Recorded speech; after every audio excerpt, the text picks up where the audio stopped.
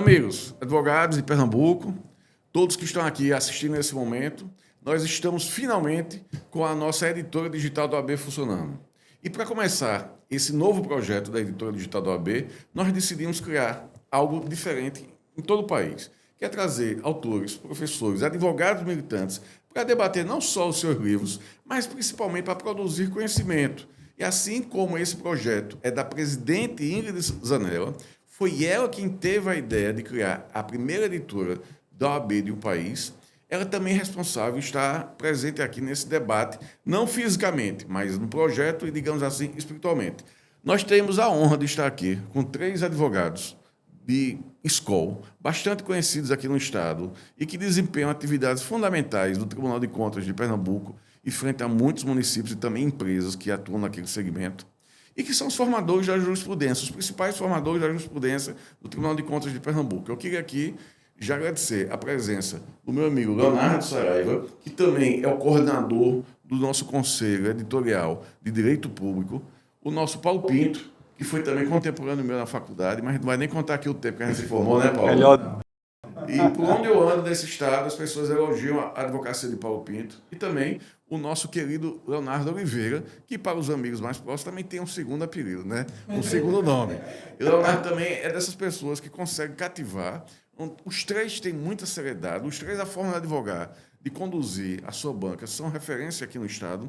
E o que é que nós queremos levar, então, com esses conteúdos que vão ser produzidos aqui? Primeiro, leveza. Segundo, conteúdo. E mostrar que 200 anos depois da criação do primeiro curso de Direito no Brasil, porque o de Olinda foi pela manhã, de São Paulo foi à noite, então nós somos o primeiro, é que nós estamos aqui mais uma vez, na OAB de Pernambuco, com um projeto da editora, e principalmente essa editora digital, que vai facilitar a vida de todo mundo.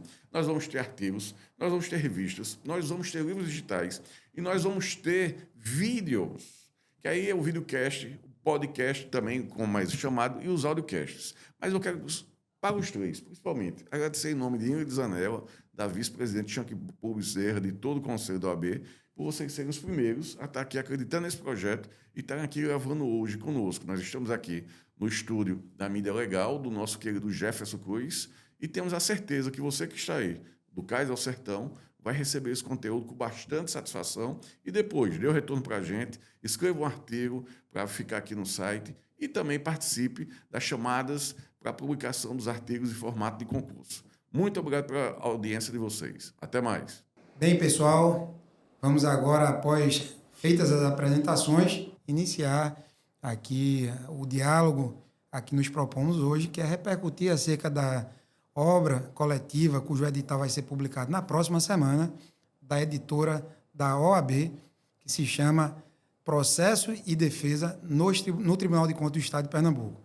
E para isso, como já dissemos, aqui temos o advogado, especialista em direito administrativo e municipal, Leonardo Oliveira, grande amigo nosso, e Paulo Pinto, advogado municipalista, de elevado conceito igualmente, e também especialista também em direito administrativo e municipal, vão aqui repercutir esses projetos que a gente tem agregados a esse edital de processo e defesa nos tribunais de contas, no Tribunal de Contas do Estado de Pernambuco.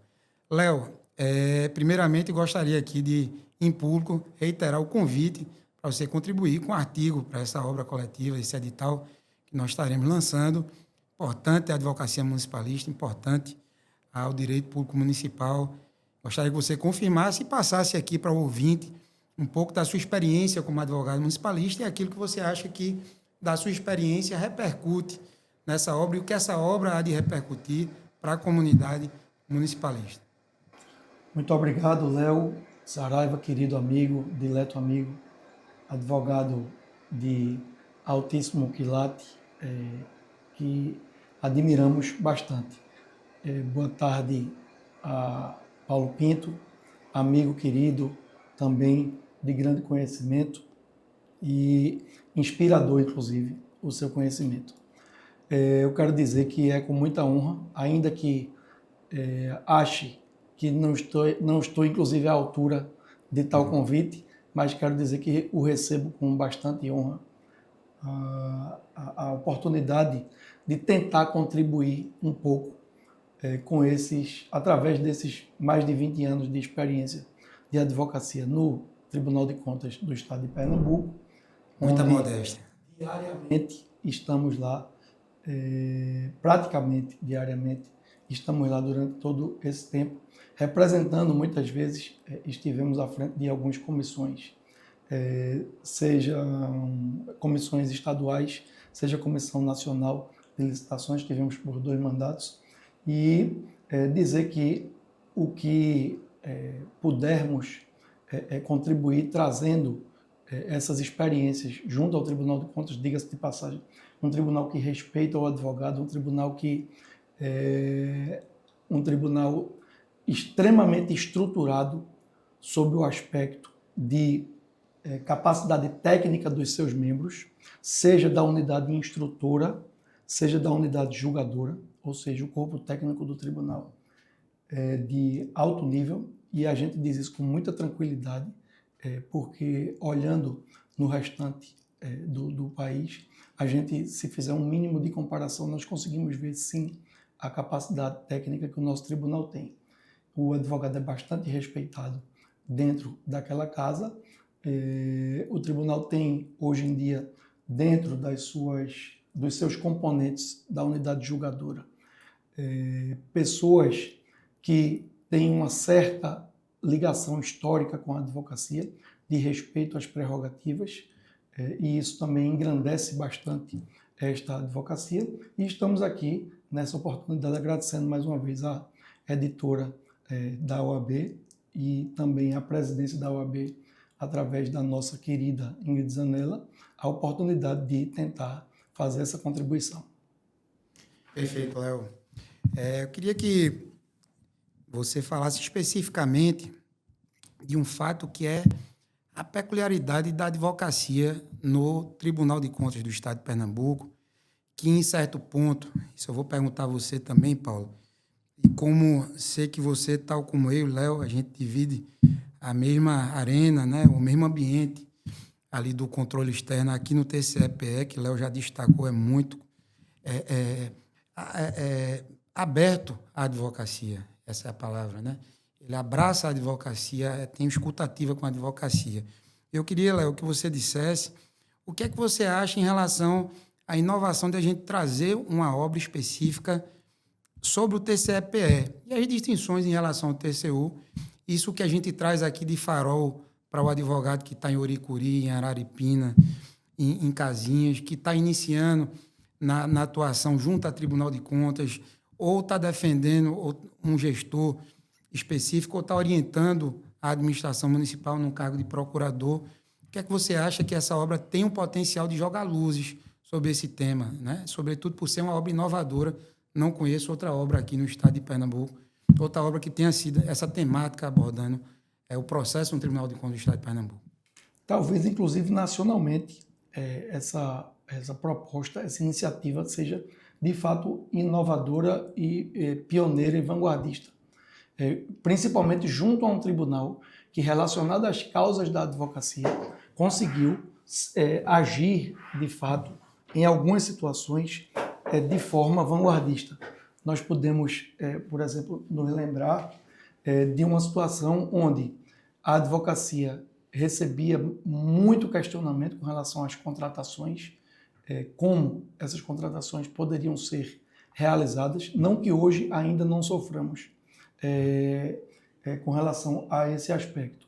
Porém, esse tribunal, eu consigo me recordar que ainda no ano de 2017, portanto, há 8 anos atrás, esse tribunal serviu de vanguarda para todo o país ao enfrentar a questão da contratação do advogado por meio de inexigibilidade de licitação, que é uma situação que ainda hoje ela está perante os tribunais superiores. O STF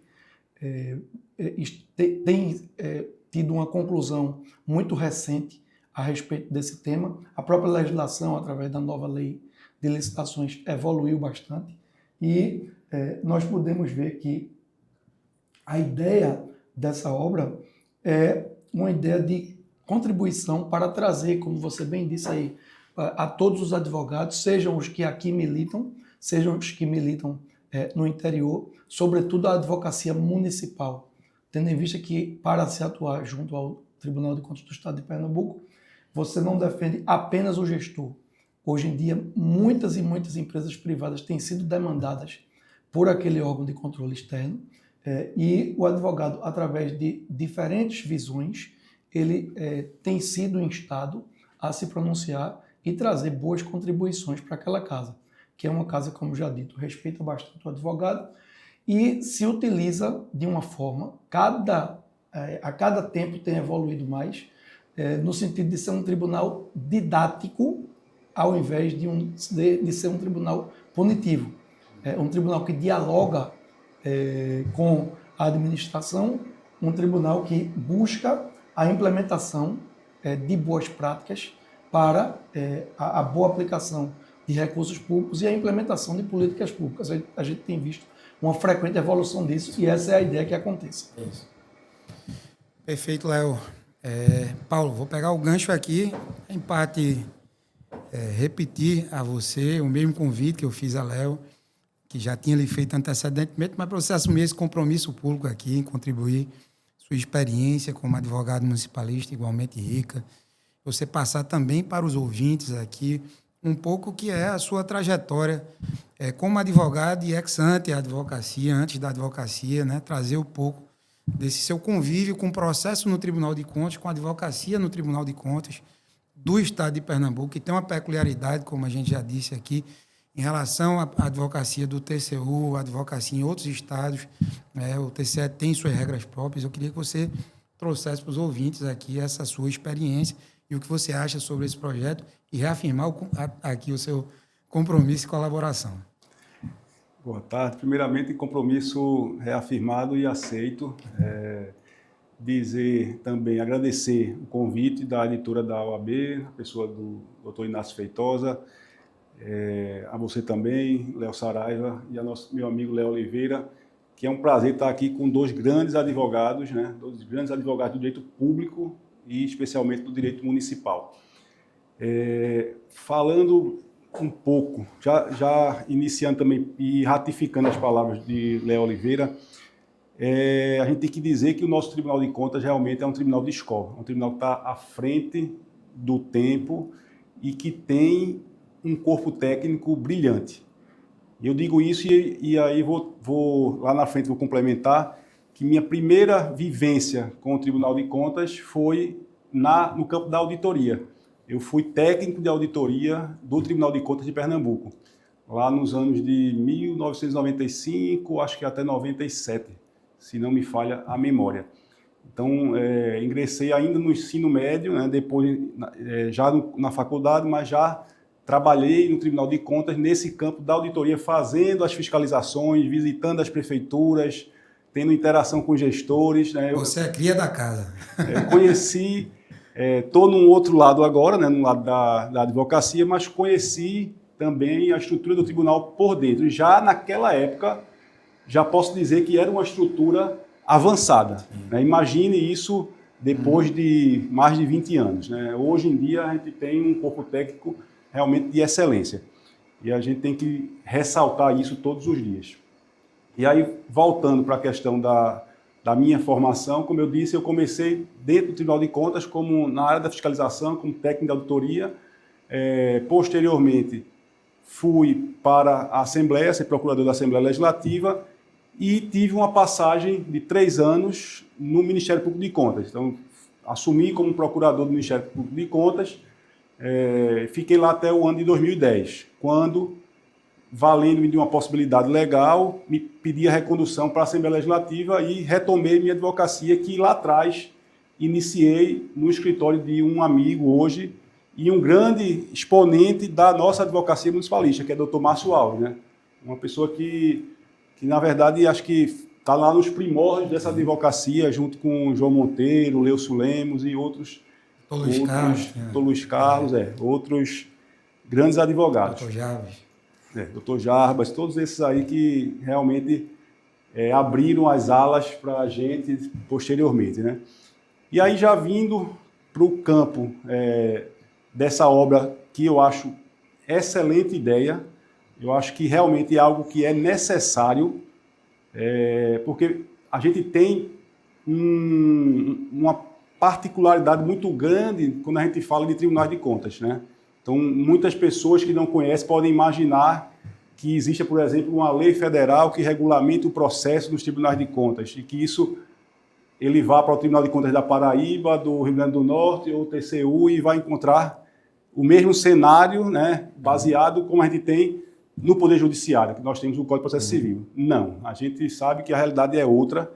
Cada Tribunal de Contas tem sua lei própria, com seu procedimento próprio, que não está só na lei orgânica, né? Existem as leis orgânicas que dão assim, a base do processo administrativo no Tribunal de Contas, mas a gente tem vários desdobramentos disso nos próprios regimentos internos e muitas vezes em outras resoluções próprias. Como, por exemplo, o Tribunal de Contas de Pernambuco tem uma resolução que disciplina o processo das cautelares, né? Tem várias regras específicas com prazos, prevendo recursos, suspensão dirigida ao presidente, quer dizer, realmente é um arcabouço de normas muito específico que eu acho que merece efetivamente ser destrinchado nessa obra, através de vários artigos. Eu sugiro até que quem está nos escutando e que tenha interesse, um dos temas que eu acho que pode ser versado é a defesa de um código de procedimentos de controle externo, assim como acho que foi o Tribunal de Contas do Mato Grosso que já adotou. Foi até um projeto que recebeu uma consultoria de Fred Didier Júnior, né? E é um texto que realmente traz uma consolidação, pena que apenas no âmbito daquele tribunal, mas que eu acho que pelo menos já é um avanço. Se cada Tribunal de Contas tivesse um código de processo de controle externo próprio, já nós teríamos aí um grande avanço. Quem dera, mais na frente, nós tenhamos um código a nível nacional que dê uma maior estabilidade e segurança no exercício das funções do gestor e da própria advocacia, né, para ter conhecimento melhor dessas regras processuais. Perfeito, Paulo. É justamente essa a ideia do projeto, da obra coletiva, é a gente trazer aqui advogados que tenham percepções, e todas elas são complementares. A gente estava aqui há pouco, antes de iniciar essa sala virtual, conversando com o Léo no julgamento hoje. Ele nos passou que suscitou uma interpretação sistemática do regimento interno e, assim, houve uma decisão do Pleno no sentido de adotar essa interpretação assim sugestionada, né, Léo? Então, são atuações da advocacia municipalista, da advocacia, independentemente de estar defendendo o gestor ou empresa, que contribui, que a gente quer trazer para essa obra. A gente quer consolidar um código de processual para o TCE, e a gente aqui tem um destaque, porque a gente tem muitas obras, e aqui o que ornamenta aqui esse cenário são obras a respeito do processo no controle externo. A gente tem aqui lei orgânica do Tribunal de Contas da União anotada. Só que o advogado que vai fazer uma defesa aqui no processo de prestação de contas de governo de um gestor, ele vai procurar aqui e não vai encontrar o processo aqui tal como é disciplinado na nossa Corte de Contas. Ele quer fazer uma defesa, um processo de relatório de gestão fiscal. Não é objeto, embora exista a defesa do presidente da República e das unidades jurisdicionais, mas tem uma liturgia processual, seja pela lei orgânica do TCE aqui, seja por resoluções específicas e pela jurisprudência, né? Que o advogado que está iniciando procura nesses livros, são livros absolutamente relevantes para quem está entrando, mas não encontra a solução. Então, a gente quer e se propõe a essa obra, pegar advogados, e aí realmente, que não só com conhecimento, mas com experiência como vocês, que tragam essa contribuição. Estamos propondo ao Tribunal de Contas também buscar a parceria do TCE para que agentes do processo de controle, como conselheiros, membros do Ministério Público de Contas, auditores, assessores, contribuam também com essa obra. Então, a gente quer uma obra plural. De início, não vai ser uma lei orgânica do TCE comentada, a gente vai tratar de temas, inclusive, quando a gente fala em defesa, a gente fala aqui, eu queria repercutir com vocês, da advocacia, e aí, sobretudo, da essencialidade da advocacia em processo de contas. Muitos de vocês devem ter testemunhados, e a gente cotidianamente vê, gestores que são julgados pelo TCE, recebe aquela primeira carta, acha que vai ser feita a defesa pelo gestor maior, pelo seu superior, ou que a coisa ali já está pré-explicada, no final recebe uma multa, uma condenação, e nem recebe em casa, né? Porque ele só recebe a cobrança porque a publicação foi feita em diário oficial e ele não acompanha. E o advogado, se constituído fosse, àquele tempo, apresentava um esclarecimento de fato que teria lei de isso. Então, eu queria que vocês falassem. Existe, inclusive, acredito que um projeto de lei nesse sentido. Perfeito. Federal, né, Paulo? A gente estava comentando um pouco antes. Acho que foi apresentado esse ano por um deputado federal, né, que, salvo engano, ele está alterando o estatuto da OAB. Perfeito. Até porque eu acho que essa matéria só poderia efetivamente ser veiculada no estatuto da OAB, porque nem que os tribunais de contas especificamente quisessem adotar esse tipo de regra, eu acho, a princípio, não poderia, na sua legislação, dizer que lá só pode advogar, só pode assinar peças o advogado. De ser uma atividade privativa do advogado. Isso. A representação em órgão de controle externo. E de ser obrigatório, né? Você não possibilitar, porque é um processo que acarreta a inelegibilidade. É um processo que pode acarretar Idoneidade, uma devolução. E a inelegibilidade hoje, aqui no estado de Pernambuco e no governo federal, é impeditivo da ocupação de cargo público. Então, o cidadão está impedido disso, inclusive na expropriação do seu bem. Vamos dizer, um cidadão que estava exercendo uma função como fiscal do contrato, ou existe, como já advoguei numa situação, pro bono, onde o cidadão era servidor da casa, foi nomeado num contrato que ele nunca teve ciência como fiscal do contrato, não fiscalizou o contrato, foi condenado, porque quando chegou a carta disseram, não, deixa aqui que vai fazer a defesa. Fizeram uma defesa superficial, sem a especialidade do caso dele, que ele não era fiscal. Ele foi condenado juntamente com todos, solidariamente, e chegou a cartinha para ele já de execução, o mandado. Então, esse cidadão em específico aí, ele estava sendo expropriado, ele estava correndo o risco aí de ter consolidado inelegibilidade e impedimento de contratação sem uma defesa. Hoje em dia, inclusive, se respeita muito mais o Tribunal de Contas. Nós que estamos há mais de 20 anos na estrada, nós conseguimos lembrar bem que uma notificação do Tribunal de Contas há 20 anos, ela tinha um peso, ela era recebida de uma forma e hoje ela é recebida de uma forma completamente diferente. Existe hoje uma preocupação do gestor em apresentar aqueles esclarecimentos. Não podemos esquecer de que numa situação ou outra já aconteceram excessos, mas isso tem se visto com uma frequência muito menor, essa é a verdade. E esse respeito também do gestor público e do particular para com o órgão de controle, ele tem sido cada vez maior. Então, isso é importante, esse tipo de esclarecimento. Eu me recordo bem que já há algum tempo um conselheiro me confidenciou que existia um grande percentual de processos onde não se apresentavam respostas. E esse gestor ou esse particular só aparecia para o tribunal, ou seja, só começava a conversar com o tribunal na fase recursal.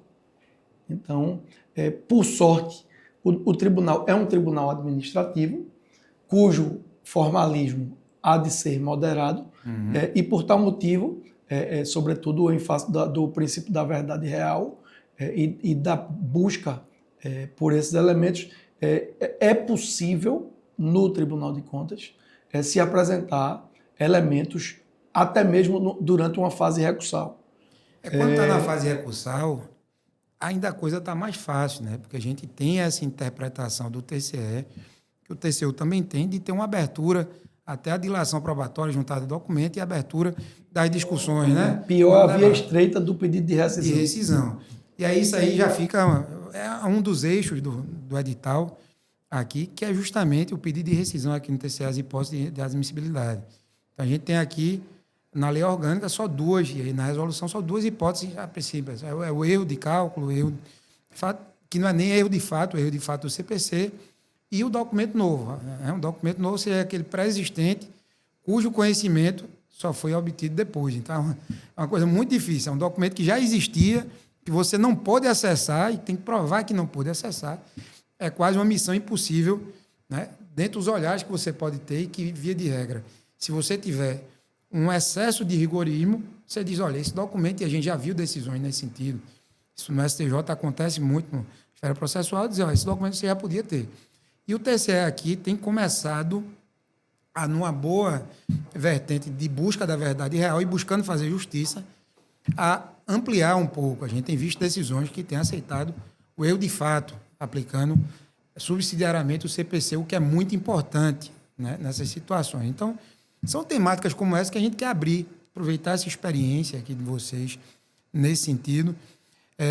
Outra questão que eu queria falar a respeito da obra e da importância da advocacia contribuir para esse processo aí de amadurecimento aqui do processo de controle, é a gente ter, o que é que vocês acham aqui, de uma contribuição da advocacia na formação dos advogados que estão iniciando. Aqui, para mim, para Léo e para Paulo, quando a gente começou, a gente buscava no TCE uma jurisprudência, a gente só obtinha um resuminho, né? Não tinha voto, ele não tinha o trecho do voto. Para a gente acompanhar o julgamento, para a gente entender o que aquele conselheiro pensava, a gente tinha que estar presencialmente, né? E aí hoje a gente convive de uma forma muito harmoniosa com advogados que estão nos rincões aqui do Estado, né? Que contribuem muito para a formação aqui de uma administração pública eficiente, mas que, de algum modo, precisam dessa contribuição da advocacia mais experiente. O que é que vocês acham que essa obra aqui pode contribuir para esse amadurecimento aqui desses advogados que atuam no Tribunal de Contas, mas ainda de uma forma incipiente nesse sentido? E comentando também com as dificuldades, eu queria que cada um de vocês comentasse as dificuldades que eram daquela época e o que a gente tem hoje no processo, o que é que a gente pode contribuir nesse sentido. Eu vou, antes de entrar nesse assunto, só puxar um pouquinho para a questão anterior, só para fazer um pequeno comentário com relação à importância do advogado no processo e a importância que esse projeto que está tramitando ele seja acolhido. O processo do Tribunal de Contas, o Tribunal de Contas ele é um órgão quase judicial, segundo já estabeleceu o Supremo, né? Porque ele aplica penalidades, ele aplica, como a gente falou aqui, sanção de ressarcimento ao erário, multa, declaração de idoneidade, a decisão dele pode gerar uma inelegibilidade, então, quer dizer, são consequências seríssimas. E você não ter o advogado participando desse processo, para mim, é uma grande falha desse sistema. Eu acho que é importantíssimo. Quanto a essa sua colocação, eu acho que é muito interessante essa obra que pode trazer luzes para esses advogados que estão principiando, né? E especialmente com essa visão que está sendo colocada de trazer a experiência profissional. Não é uma obra meramente acadêmica, com discussões sobre a natureza do Tribunal de Contas, discussões mais filosóficas e mais aprofundadas. Não, acho que a ideia da obra é trazer aspectos práticos. E aí, trazendo também, junto a esse conhecimento prático, exemplos, casuística, né? Como você trouxe aqui um exemplo prático aí de Léo Oliveira hoje, eu acho que isso é importante para que esses advogados que estão iniciando aí na atividade possam atalhar um pouquinho o que a gente sofreu para chegar lá, né? Sim. E aí, como você bem colocou, o começo da gente foi muito mais difícil, o acesso era muito mais difícil. Eu diria assim que até o ambiente do Tribunal de Contas não era o ambiente que a gente tem hoje, sim, né? De ser muito bem... Não é que a gente era mal recebido, nunca fomos mal recebidos, a gente tem que deixar isso claro, mas eu acho que a gente não tinha... talvez eles não tinham a dimensão da importância da advocacia que hoje eles têm. E hoje eu já vi em várias sessões, vários conselheiros ressaltando isso, que eles precisam da advocacia no dia a dia, porque a advocacia traz questões relevantes e que faz com que eles evoluam e com que eles cada dia sejam um órgão melhor. Eu acho que essa visão é que também facilita o nosso recebimento lá. Hoje em dia a gente é muito mais bem recebido, tanto pela assessoria, quanto pelo Ministério Público, quanto pelos conselheiros, né? Eu acho que isso só tende a melhorar com essa obra. Se você me rememorou uma fala que é do conselheiro, salvo engano, conselheiro Carlos Neves, que o conselheiro Disseu também sempre se reporta, que ele diz que o processo, mais a atuação do advogado, né? Então, a gente tem um tribunal que é sensível, tribunal com a competência que vai desde a auditoria, às assessorias, ao Ministério Público de Contas, aos julgadores, mas ele depende dos subsídios fáticos, depende do olhar, depende de uma chamada, de uma atenção, uma interpretação normativa que, naquele momento, não é que só ocorre em termos de defesa, só ocorre em termos da melhor decisão, da decisão mais justa, em favor de determinado sentido, mas que o conselheiro só tem condição de perceber com a contribuição do advogado, né? Então, é basicamente isso que a gente quer, a princípio, suscitar com esse livro, com essa obra. É a gente trazer essa contribuição para esses olhares diferentes. Isso aí começa, e eu gosto muito de dizer que a atuação do advogado não se limita junto ao Tribunal de Contas, e aí, bem, eu queria que vocês comentassem também isso, a atuação processual. A gente começa, inclusive, evita muitas vezes o processo formal em sede de um OPI, um processo, né, interno, num ofício, numa resposta a um ofício, ou num diálogo com o auditor. A gente teve, na semana passada, vou dizer o nome, Eric Belfort, porque merece o elogio. Ele foi pedagógico aqui na identificação, respondemos a um ofício, eu acreditando que o procedimento estava idêneo de equívocos, e o cidadão mostrou aqui, olha, nessa pesquisa de preço, evidentemente, de 40 itens, tinha um item lá que eles marcaram o ponto, ao invés de colocar contratações na pesquisa de preço referencial, contratações, preços contratados para preços finais.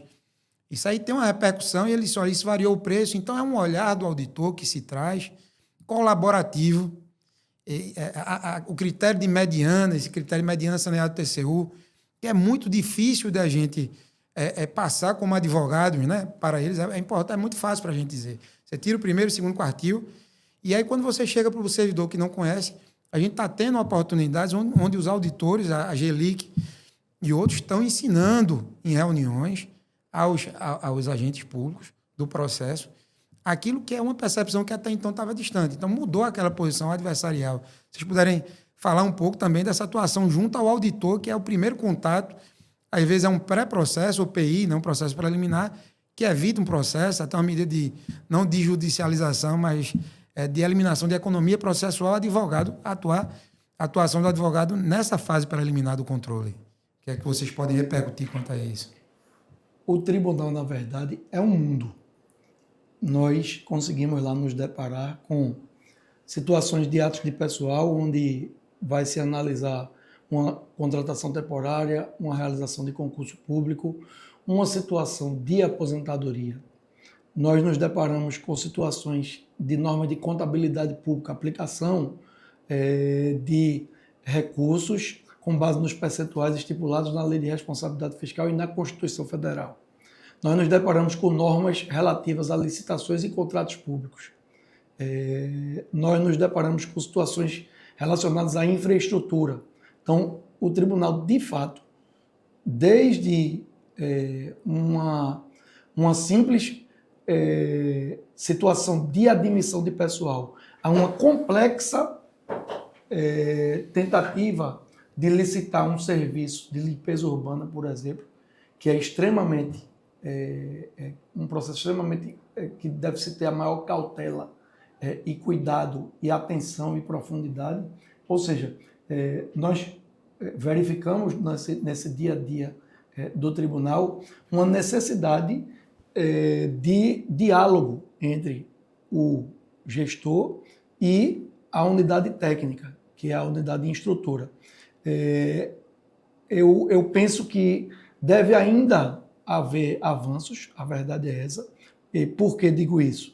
Porque a forma de comunicação processual ela ainda não é devidamente disciplinada e aberta, como o processo propriamente dito, já quando se tem uma notificação para apresentação de defesa ou lançamento de manifestação nos autos, ainda se dialoga muito através de e-mail, essa é a realidade, e muitas vezes, a partir desse diálogo e do envio de documentos por parte da gestão, da administração, não se sabe sequer se esses documentos estão sendo devidamente apreciados, analisados para a formação de um relatório de auditoria ou de um procedimento inicial. Então, assim, no nosso entendimento, deve haver ainda alguns importantes avanços com relação a isso. E pelo fato do tribunal ser esse mundo todo de conhecimento aplicado junto à administração, é que a ideia é que se possa haver um certo avanço com relação a essa forma de comunicação, que é bem verdade, tem evoluído bastante ao passar do tempo, mas ainda carece um pouco dessa melhoria na forma de comunicação e, sobretudo, na formalização dela. Isso é muito reflexo aqui dessa, eu acho que dessa mudança de ambiente. Evidentemente muda-se não só os atores, né? Mas assim, muda a cultura jurídica do consensualismo, a cultura jurídica do diálogo, né? A Linde veio muito para contribuir nesse sentido, mas a gente já tinha um TCE que era absolutamente aberto nesse sentido. E eu acho que isso aí foi, de algum modo, se repercutindo, e eu acho que talvez o nosso último passo que a gente teve, que a gente está mais avançado hoje, foi com as auditorias, que ainda é um processo mais distante, como o Léo bem falou. Assim, alguns auditores a gente não consegue ter, ou seja, processos, sobretudo, mais verticalizados, técnicos, de engenharia. É muito difícil você estar discutindo uma discussão sobre BDI, sobre, não é, em relação a um conselheiro, a um auditor. Então, tem um relatório aqui sobre serviço de limpeza urbana, tratando de reserva técnica, de uma especificação de um tributo ou de um preço específico que estava naquela planilha de custo, ou de um superfaturamento que não defende que não houve. É difícil um auditor, hoje ainda, a gente ter esse diálogo, muito embora alguns já estejam abertos a atender, porque são assuntos mais verticalizados. Mas o que eu noto, e Léo repercutiu nesse sentido, Paulo, inclusive de dentro, é testemunha desse avanço aqui, é que a gente mudou muito. Eu me lembro de alguns colegas aqui, desde que a gente falou, me lembro, quando eu comecei, eu vi as primeiras defesas junto ao Tribunal de Contas para se espelhar, a gente começa copiando mesmo, e era pancadão a linha. A ilustre auditor se equivocou, tá, a batida era no auditor, se citava o auditor, não se citava o relatório, né? Hoje a gente vê até o advogado mais novo já começa com a técnica de defender o relatório objetivamente. Então, sem adjetivação. Então, não só por parte da auditoria, a gente está vendo um processo de mudança de abertura da advocacia, quanto a advocacia passou, acho que por esse aprendizado e também por eles terem advogados mais experientes, assim, em número maior. Quando a gente começou, há 20 anos, né, a gente só tinha uns 5, 6 advogados desses que Paulo nomeou aí, e hoje a gente tem uma gama, graças a Deus aqui tem sido muito fértil, essa presença maciça de advogados e especialistas atuando junto ao TCE. Bem, pessoal, com isso nós encerramos, esperamos, atendendo ao propósito que temos, que é de divulgar essa obra coletiva que estará sendo objeto do edital publicado na próxima semana, uma obra lapidar, que é sobre o Tribunal de Contas, processo no Tribunal de Contas do Estado de Pernambuco e a advocacia junto ao TCE-PE. Então, agradecendo a todos que participaram desse podcast, aqui também já registrando informação que tivemos hoje, é muito prestigiosa, que daremos seguimento a esses podcasts através de outras temáticas, já objeto de pauta da Coordenação de Direito Público, como também que sejam objeto de pautas sugestionadas pela advocacia pernambucana, que a gente possa aqui tratar, que envolva a área de direito público, em conexão às temáticas cotidianas que envolvem o direito administrativo, direito público em geral. Então, agradeço a direção da editora da OAB-PE, a presidente Ingrid por essa incumbência, e esperamos ter concluído a missão com sucesso. Só para finalizar, eu gostaria de reiterar o agradecimento a Inácio Feitosa, a presidente da OAB, doutora Ingrid Zanella, a você, Leonardo Saraiva, e agradecer também em nome de toda a advocacia municipalista por essa brilhante iniciativa que eu acho que vai realmente contribuir não só para os advogados que já estão na labuta há muito tempo, há médio tempo, mas também especialmente para aqueles que estão iniciando e querem ingressar nessa advocacia no âmbito dos tribunais de contas. Eu acho que isso aí vai iluminar os caminhos de todos esses profissionais. Muito obrigado. Em nome da editora da OAB, eu agradeço a presença de todos que estiveram aqui hoje, peço a sua participação, envie o artigo, que pode ser um artigo de 60 linhas, ou participe dos editais para concorrer à publicação de livros, principalmente o edital que vai ser lançado nos próximos dias de Direito Público, e esse é o projeto da nossa presidente Ingrid Zanella, atender a advocacia do Cais ao Sertão. Até a próxima.